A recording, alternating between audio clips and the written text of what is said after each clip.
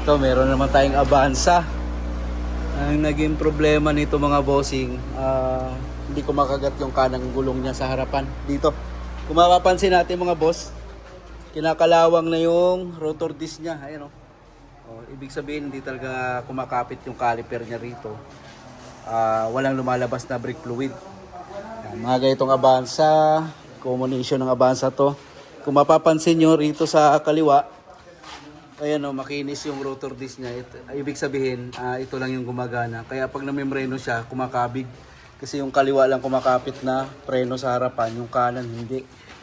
Mga issue nito mga bossing, pagka napapabayaan nating madumi yung ating brake fluid na hindi nagpa-flush. Yan, kung tutulad yan, kulay itim. Ang naapektuhan niya mga boss, itong EBS natin. Yan, dito nagbabara. So itong linya na to, itong dalawa ito, yan ito. Yan yung papunta sa harap, papunta rito sa EBS motor natin. Ito naman yung nagko-control sa mga gulong, sa apat na gulong. Ayan. Ibig sabihin, pag yung walang lumalabas na fluid sa kanan, maaaring barado po itong EBS pump natin. Ito po yung gagawin natin ngayon. Magbukas ka ngayon doon, isa-isa. Ipapump natin. Ayan. Tingnan natin kung makakaya sa repair. Napakamahal daw nito ng 100,000 sa... Kaya tsatsagain kung ma-survive pa yan. Ang pangharap kasi dito na preno ito. Ito. Dito papunta. So, itong dalawang to. Ibig sabihin sa dalawang to, may isang barado dyan. Ganito galong dua? Oo, dalawa. Tapos papaanda rin natin, ipapap mo. Yung mga boss, ayun na. Ayun na, pinakalas ko na yung dalawang tubo. Ito kasi sa kaliwa, ito yung sa kanan. Sa barado, ito. Sige, start! O, yun. Yan. Dito lang may lumalabas. Ito, wala. Sige, apak! Okay, wala, barado. Barado tong isa. Ayan o. Okay, patay na. Patay na. At ito na mga boss, inumpisahan ko ng linisin yung ating EBS. Tingnan natin kung mabubuhay natin yung isang pakanan na preno mga bossing. Tingnan natin, tsatsagain natin to kasi yung mga ganitong EBS napakamahal po. Lalo na pagka original at sa kasa kayo kukuha ay napakamahal po talaga ng ganito. Kaya kailangan nating pagtsagaan linisin to para gumana ulit. Salin tayo, brake fluid. Ayun na, binubuhay na natin to.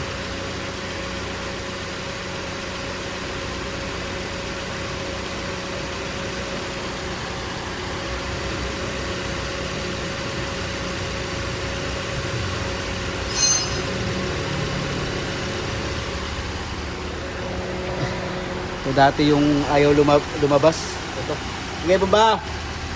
Yun. Okay. Lakas na. Isa pa. Yan. Isa. Okay. Buhay na. Saglit. Buhay na. Yung barado. Buksan mo ito.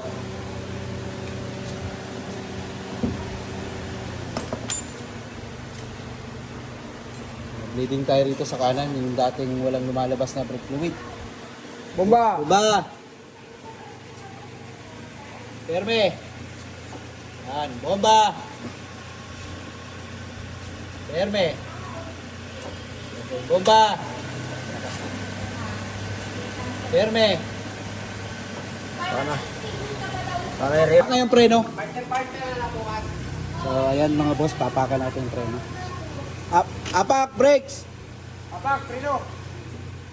Apak, anong year model yung Innova? Bitaw! Bitaw! Okay, apak! Apak!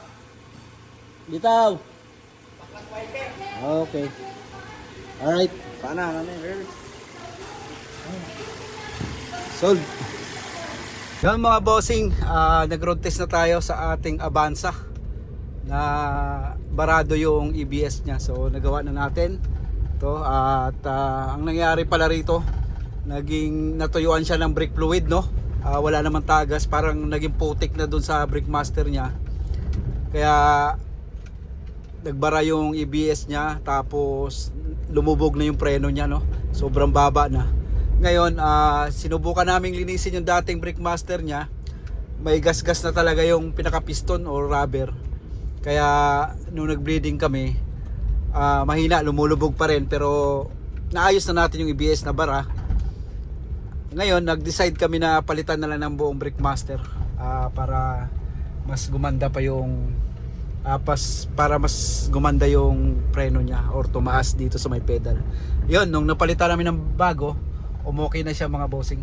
Pero ang ginawa muna namin, tinry muna namin linisin yung luma niya. Pagkatapos namin gawin yung ABS, yung barado, ayun, tinry namin linisin yung luma niyang